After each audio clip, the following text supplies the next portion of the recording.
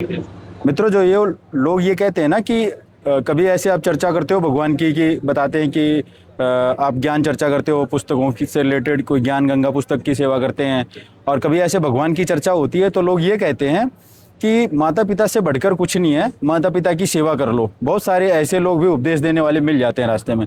तो उनके लिए आज हम कुछ आपको दिखाना चाहते हैं। जो जो लोग ये कहते हैं कि माता पिता की सेवा में ही सब कुछ रखा है, वो जिन भगवानों की पूजा करते हैं उन भगवानों ने क्या आदेश कर रखा, क्या बता रखा अपने सदग्रंथों में, आज हम आपको वो प्रमाण दिखाते हैं। यह पवित्र पुस्तक है श्रीमद् देवी भागवत महापुराण, द्वितीय खंड है। यह पवित्र पुस्तक छपी है गीता प्रेस गोरखपुर से। इसका एक चैप्टर है देवी द्वारा हिमालय राजा को ज्ञानोपदेश देना। तो ये चैप्टर है, ये अथ षट त्रिशो अध्याय, भगवती द्वारा राजा हिमालय को ज्ञान उपदेश यानी ब्रह्म रूप का वर्णन। अब ये यहाँ से चल पड़ा है देवी बोली। अब ये दुर्गा जी समझा रही हैं किसको, राजा हिमालय को ज्ञान उपदेश कर रही हैं। यहाँ से ये यहाँ से आता है कि देवी बोली। अब यहाँ से ये चलेगा। अब आपको हम दिखा रहे हैं, ये यहाँ पर ये दुर्गा ही उपदेश दे रही है किसको, राजा हिमालय को सत उपदेश दे रही है, ये बता रही है।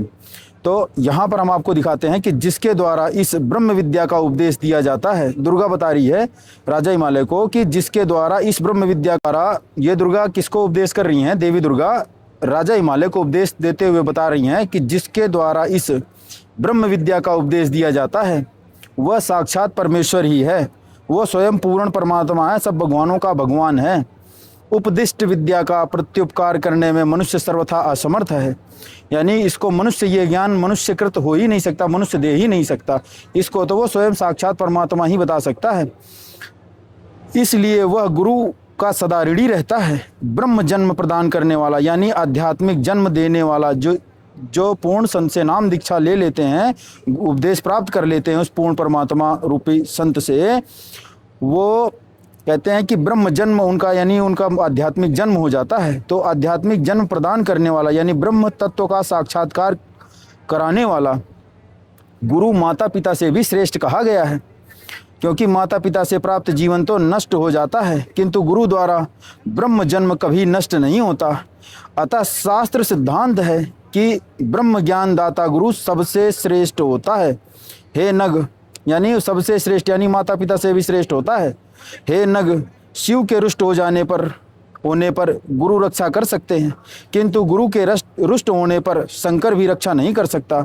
कबीर परमेश्वर जी ने अपनी वाणी में भी कहा है कि कबीर हरि के रूठते, हरि माने भगवान, कबीर हरि के रूठते गुरु की शरण में जाए और कह कबीर गुरु रूठते हरि नहीं होत सहाय।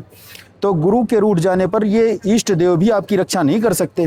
तो वही बात यहाँ कही गई है कि शिव के रुष्ट होने पर गुरु रक्षा कर सकते हैं, किंतु गुरु के रुष्ट होने पर शंकर भी रक्षा नहीं कर सकते। अतः पूर्ण प्रयत्न से गुरु को संतुष्ट कर रखना चाहिए, तन मन वचन से सर्वदा गुरु परायण रहना चाहिए, अन्यथा कृतज्ञ होना पड़ता है और कृतज्ञ हो जाने पर उद्धार नहीं होता, यानी नालायक होने पर कभी उद्धार नहीं होता।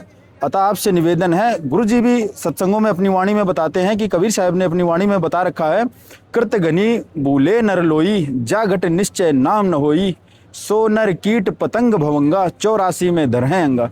वह कीट और पतंगों की योनियों को प्राप्त करते हैं ऐसे लोग जो भगवान और गुरु के वचनों पर नहीं विश्वास करते, हमारे सदग्रंथों को नहीं मानते। तो ये हमारे सदग्रंथ हैं, यही हमारे गुरुजी जगत गुरु तत्वदर्शी संत रामपाल जी महाराज जी भी बताते हैं। और अधिक जानकारी के लिए हमारे आश्रम का यूट्यूब चैनल है जगत गुरु संत रामपाल जी महाराज, हमारे आश्रम का यूट्यूब चैनल है संत रामपाल जी महाराज यूट्यूब चैनल। उस पर जाकर के आप और सारी वीडियोस देख सकते हैं, सुन सकते हैं। सत साहिब